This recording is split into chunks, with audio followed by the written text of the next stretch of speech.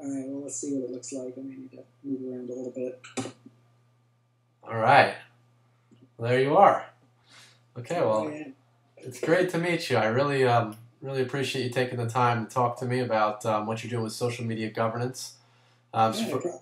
yeah, so for those of you just tuning in, we got Chris Boudreaux from socialmediagovernance.com. Very useful site. He's got, I think, how many social media policies do you have up on the site? There are about 130 documents, I believe, or 113, I'm sorry, at this point. And there's a little bit of a mix. There are some, what you'd kind of call pure social media policies or guidelines for employees. And then there are a few other documents that mix guidelines for blogging. And there are also some templates, maybe a handful of templates that organizations have posted as starting points for folks who are developing social media policies.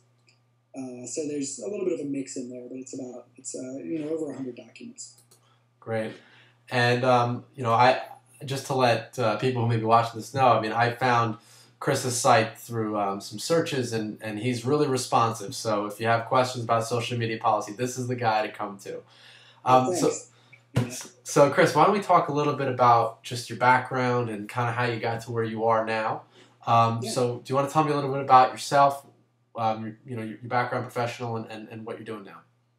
Yeah, I come from a product development and business transformation background, and what I mean by that is my background includes online product development and product management for large companies and a few startups, and then I've also done a lot of work in business transformation. So I used to work in consulting. I also worked at Bank of America for a while and worked with Fortune 100 size companies to help them take their business strategies or their business objectives, translate that into an assessment of their current capabilities, usually in the CRM or online spaces, and then map out transformational programs that could take those business capabilities where they wanted them to go for a longer term.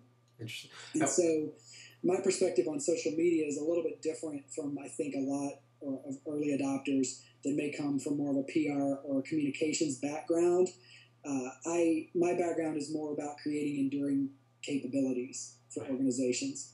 So, I don't really help folks create a single campaign or a set of campaigns or those kinds of things. My perspective is more about creating capabilities that create business value over time or help you achieve your objectives over time. So looking at your organizational structure and your IT architecture and your business capabilities that really help you to differentiate the organization in a more sustainable way. That's kind of more of my focus. That's Does great. that make sense? Yeah, no, that's perfect. What's what's one of the best, I guess, companies or transformations you saw happen in your experience? Wow, that's a big question. Some of my work at Bank of America involved post-merger integration of very large mergers like Bank of America and Nations Bank, and also after the repeal of Glass-Steagall, when financial services institutions could start to integrate their products and information across some of the business units that previously had to be separate. Mm-hmm. There was a lot of work around integration of customer information and trying to be much smarter about the ways that banks interacted with customers, so that if I as a customer go talk to someone about my mortgage, and then I go to the same bank and want to talk about my investments, and then want to talk about my credit card, I'm talking to one bank, not three who have no idea about my other accounts. So those sort of transformation efforts were very complex but very interesting and had huge impact. Well, let me ask you this. Now, the financial sector, it seems like everybody's talking social media these days. Everybody wants to get into it.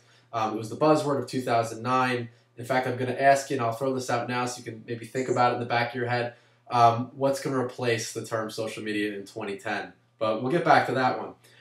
The financial sector is an area where I think we're just starting to see forays into social media, probably because of the policy considerations that need to be in place and the legal implications that that can really result from a financial institution opening itself up to just certain risks that social media can present.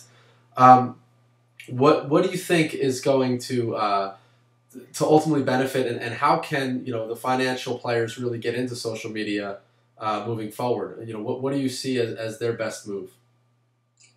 Well, I mean, I have a little bit of a background from that sector. There are certainly folks who have deeper expertise in financial services and the regulatory environment there than I do. But I do think it's a very interesting space because of all the regulations and the size of the opportunity there. And I know that there are software vendors like Socialware is one that's starting to, I think, come out from behind the stealth mode cloak to more publicly hire and advertise themselves, and they're really focused on trying to help some of these organizations that are in very thick regulatory environments to go after some of these potential benefits of social media and empowering their employees to really develop tighter relationships with their customers while also complying with things like FINRA, which requires for example, investment professionals, if they post something in their LinkedIn profile about the products that they sell, then there are requirements for the bank to store that information for years sometimes. So the technology is still catching up, and I think that's kind of the big hurdle for a lot of the highly regulated institutions right now. Are there any policies on your site right now for financial institutions that you reviewed? That's a good question. I can let me go look at that while we're on the call. Yeah, no problem. Just to let everyone or anyone who's watching this know, Chris did a in-depth report where he evaluated all of the policies on his site and came up with some interesting conclusions, some best practices, and you can check that out at socialmediagovernance.com. So, Chris, have you given any thought to my question before? What's going to replace the term social media in 2010? I don't think anything will probably replace it. I think hopefully that more folks will come to embrace it and start to maybe define some of the sections or some of the domains within it a little more clearly, because I think right now a lot of folks still aren't sure what social media really means. And, I think as folks in, say, the CRM space start to create more clarity around how social media can be utilized and what are the capabilities that are relevant and those kinds of things, that stuff will start to become a little bit more clearer, and hopefully things like social CRM will maybe evolve to get more definitions, maybe a little bit better terminology around them. Right.